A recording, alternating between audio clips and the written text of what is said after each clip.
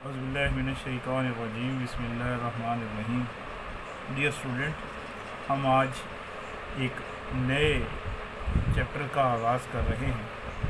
हम इस सारी वीडियो में जो बी कैटेगरी के लिए जो सिलेबस है, हम उस सिलेबस में कुछ चैप्टर्स की वीडियोज़ आपको बना के आप लोगों के से शेयर करेंगे। उम्मीद है इंशाल्लाह आप लोगों को ये वीडियोस पसंद आएंगी और आप इन वीडियोस की बेस पे अपनी एग्ज़ाम की प्रिपरेशंस को अच्छा सा कर सकेंगे। हमने जिस सब्जेक्ट का आज सबसे पहले जो चुनाव किया है वो सब्जेक्ट है फार्माकोलॉजी, और उसमें हम जिस चैप्टर के लिए तरफ जा रहे हैं उसमें जो यूनिट 1 है वो है introduction and basic concept of pharmacology. सबसे पहले मैं इस फार्माकोलॉजी को डिफ़ाइन करूंगा जो कि आप लोगों की नोट्स में या बुक्स के अंदर शामिल हैं। फिर इनको मैं आसानी बिल्कुल हमारी जो रोज़मर्रा ज़िंदगी में जो वर्ड्स यूज़ होते हैं, जो अल्फाज यूज़ होते हैं, उन अल्फाज की बेस पे मैं इनका आपको इसकी एक्सप्लेनेशन करूंगा। और फिर हम इसमें कोशिश करेंगे कि इस पूरे चैप्टर में जो हमारी जो रोज़ाना की बुनियाद पे जो हमारे इस्तेमाल में जो चीज़ें हैं, ख़ासकर जो ड्रग्स हैं या जो डोजेज फार्म्स हैं, उनकी बेस पे हम जो है वो कुछ एग्ज़ाम्पल्स को भी बात करें ताकि आपके लिए ये सब्जेक्ट इंतहाई आसान हालत में आपको अवेलेबल हो और आप इससे मुस्तफ़ीद हो सकें। तो हम बात कर रहे हैं इंट्रोडक्शन की। सबसे पहले definition of pharmacology. It is defined as the study of substance that interact with living system through chemical process, especially by binding to regulatory molecules and activating or inhibiting the normal body process। यहाँ पे कुछ words ऐसे आए हैं जिनको explain करना मैं ज़रूरी समझता हूँ। उनमें पहला आपके पास अगर पहली लाइन में हम देखें तो पहला है सब्सटेंस। सब्सटेंस हर वो केमिकल चीज़ हो सकती है जो रिएक्ट करके या जो प्रोसेस करके ड्रग्स की फॉर्म में या किसी भी ट्रीटमेंट के लिए हम जिसको यूज़ करेंगे उसमें ये सब्सटेंस सॉलिड भी हो सकती है, ये लिक्विड भी हो सकती है, ये सेमी सॉलिड भी हो सकता है, या वो हर वो चीज़ जो ड्रग के तौर पे या हमारी ड्रग की डेफिनेशन में आती है। बेसिकली वो सब्सटेंस है जो इंटरेक्ट कर रही है किसके साथ, लिविंग सिस्टम। अब लिविंग सिस्टम में कौन चीज़ शामिल है? हमारे तमाम जो ऑर्गन्स हैं वो शामिल हैं, जो हमारे जो सिस्टम्स हैं जिसमें हम कह सकते हैं सर्कुलेटरी सिस्टम है, रेस्पिरेटरी सिस्टम है, गैस्ट्रोइंटेस्टाइनल सिस्टम है, न्यूरो सिस्टम है, ऐसे ही कार्डियक सिस्टम है। जितने भी हमारी बॉडी के अंदर सिस्टम हैं उनमें जो सब्सटेंस जो रिएक्ट करेगी वो, और किस तरह से रिएक्ट करे, केमिकल प्रोसेस से, और specially by binding to regulatory molecules and activating and inhibiting. ये जो दो वर्ड्स हैं, एक्टिवेट होना और इनहिबिट होना, इन दोनों को हम ज़रा अंडरस्टैंड करने की कोशिश करते हैं। कि एक्टिवेट करना है कि किसी भी प्रोसेस को फास्ट कर देना, और किसी भी प्रोसेस के लिए जो है वो ज़्यादा से ज़्यादा उसको अवेलेबल करना कि वो ज़्यादा एक अच्छे अंदाज से हो सके। हम अगर रोज़मर्रा ज़िंदगी में मिसाल लें तो ये बेसिकली वो एंजाइम्स हैं या वो प्रोसेसेस हैं या वो केमिकल्स हैं जो हमारे रूटीन के प्रोसेस को एक्टिवेट कर देते हैं। और इनहिबिट करने से मुराद ये हुआ कि उस प्रोसेस को स्लो डाउन कर दें या बिल्कुल ख़त्म कर दें।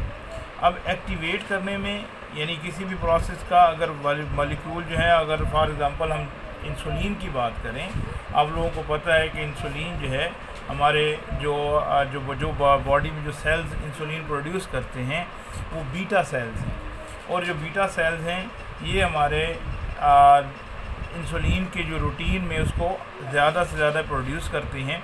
अब अगर हम इसको इंसुलिन बीटा सेल्स की एक्टिविटी अगर कम हो जाती है तो हम उनको इम्प्रूव करने के लिए हम कुछ ड्रग्स का इस्तेमाल करते हैं। तो उन ड्रग्स की एक्टिविटी को बढ़ाना, एक्टिवेट करना होगा।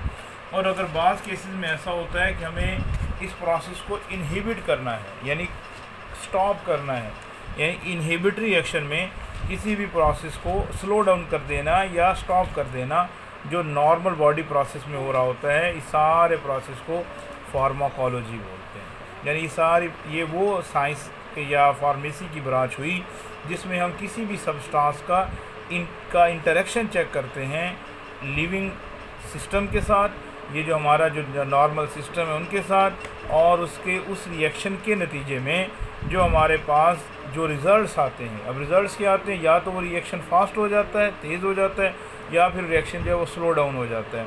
तो उसका स्लो हो जाना या फास्ट हो जाना किसी भी केमिकल रिएक्शन से, एक्सटर्नल सब्सटेंस से, वो फार्माकोलॉजी कहलाता है। फार्माकोलॉजी की 2 बेसिक क्लासेस हैं, दो टाइप्स हैं। एक है फार्माकोडायनामिक और दूसरी है फार्माकोकाइनेटिक्स। Kinetics, dynamics.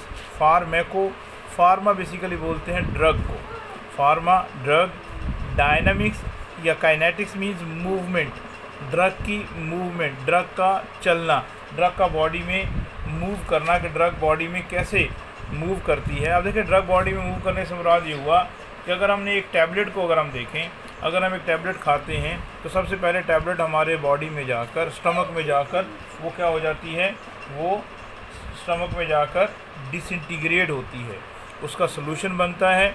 फिर उसकी पहला काम जो होगा वो उसकी एब्जॉर्प्शन होगी। एब्जॉर्प्शन यानी वो एब्जॉर्ब होगी, जज़ब होगी। कहाँ से? इंटेस्टाइन से। कहाँ पर? ब्लड सर्कुलेशन में। फिर ब्लड उसको 15 सेकंड के अंदर पूरे जिस्म के अंदर डिस्ट्रीब्यूट करेगा। तो ब्लड के जो डिस्ट्रीब्यूशन का प्रोसेस करेगा, डिस्ट्रीब्यूशन के बाद मेटाबॉलिज्म है, यानी उसके ये लीवर के हवाले कर दी जाती है, जिगर के हवाले, और जिगर जो है उसको प्रो ड्रग को ड्रग की फॉर्म में कन्वर्ट करता है, और फिर जो है उसके एक्सक्रीशन है, यानी बॉडी का से उसको बाहर निकलना। तो इस सारे प्रोसेस को याद रखना इंतहाई आसान है, जिसमें आप एक वर्ड याद रखेंगे, आदमी। आदमी, एब्जॉर्प्शन, डिस्ट्रीब्यूशन, मेटाबॉलिज्म और एक्सक्रीशन। एब्जॉर्प्शन में किसी भी ड्रग का ये एक सिस्टम, यानी जो खाने वाला जो सिस्टम है उससे ब्लड वाले सिस्टम में जाना।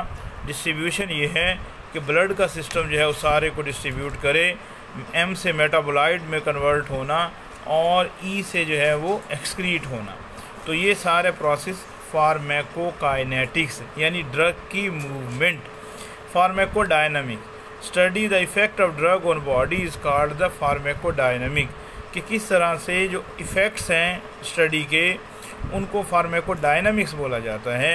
यानी फार्माकोडायनामिक्स में हम ये बात करेंगे कि आपने जो ड्रग अगर इनटेक की है, अब उस ड्रग ने किस रिसेप्टर के साथ जाके बाइंड किया है, या उस ड्रग ने किस तरह से जाके अपना बिहेवियर शो किया है, तो ये सारा प्रोसेस जो है फार्माकोडायनामिक कहलाएगा। तो फार्माकोलॉजी में वो केमिकल सब्सटेंसेस जो इंटरेक्ट करती हैं, और इंटरेक्ट करने के बाद जो नॉन लिविंग सिस्टम के साथ, और उससे या तो उस सिस्टम को एक्टिवेट कर दें या इनहिबिट कर दें, ऐसी स्टडी को फार्माकोलॉजी बोलेंगे। उसकी 2 टाइप्स होंगी, एक टाइप जो है वो फार्माकोकाइनेटिक्स और दूसरा फार्माकोडायनामिक्स। और काइनेटिक्स के अंदर हम मूवमेंट की बात करेंगे, ड्रग की। मूवमेंट में ड्रग एब्जॉर्ब होगी, पहले जज्ब होगी, फिर डिस्ट्रीब्यूट होगी, फिर मेटाबोलाइड होगा और फिर एक्सक्रीट होगी। जबकि डायनामिक में हम ये देखेंगे कि ड्रग किस तरह से इंटरेक्ट कैसे करती है, किस तरह से उसका ड्रग का इफ़ेक्ट कैसे आता है। फार्माकोकाइनेटिक्स में before discussing the pharmacokinetic it is important to understand about the routes of drug administration. ये बहुत इंपॉर्टेंट टॉपिक है, मैं इंशाल्लाह इसको आप लोगों को नेक्स्ट वीडियो में शेयर करूँगा कि किस तरह से जो रूट्स ऑफ एडमिनिस्ट्रेशन नए जो है वो किस तरह से यूज़ होते हैं। उम्मीद है आपको ये वीडियो पसंद आएगी। Thank you.